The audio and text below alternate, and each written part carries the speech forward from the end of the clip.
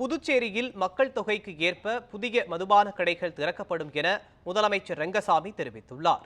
புதுச்சேரி சட்டமன்றத்தில் மானிய கோரிக்கைகள் மீதான விவாதம் நடைபெற்றது. அப்போது பேசிய முதலமைச்சர் ரங்கசாமி, புதுச்சேரியில் புதிய மதுபான கொள்கை கொண்டு வருவதற்கு அரசு தயாராக உள்ளது என்று தெரிவித்தார். மக்கள் தொகை பெருக்கத்தினால் மக்களின் தேவைக்கு ஏற்ப புதிய மதுபான கடைகளுக்கு புதுச்சேரி அரசு அனுமதி அளிக்கிறது என்று கூறிய அவர், புதுச்சேரியில் மதுபான கடைகள் மற்றும் சாராய கடைகள் மூடினால் கள்ளச்சாராயம் பெருகும் என்று கூறினார். அரசிற்கு வருவாய் மதுபான கடைகள் மூலம்தான் வருகிறது என்றும் அவர் குறிப்பிட்டுள்ளார். புதுச்சேரியில் இருந்து கள்ளச்சாராயம் கடத்தப்படுவதாக சுயேட்சை சட்டமன்ற உறுப்பினர் நேரு பேசியதற்கு பதிலளித்த முதலமைச்சர் ரங்கசாமி, புதுச்சேரியில் தரமான சாராயம்தான் விற்கப்படுகிறது என்று கூறினார். புதுச்சேரியில் இருந்து சாராயம் கடத்தப்படுவதை தடுக்க நடவடிக்கை எடுக்கப்படும் என்றும் உறுதியளித்தார்.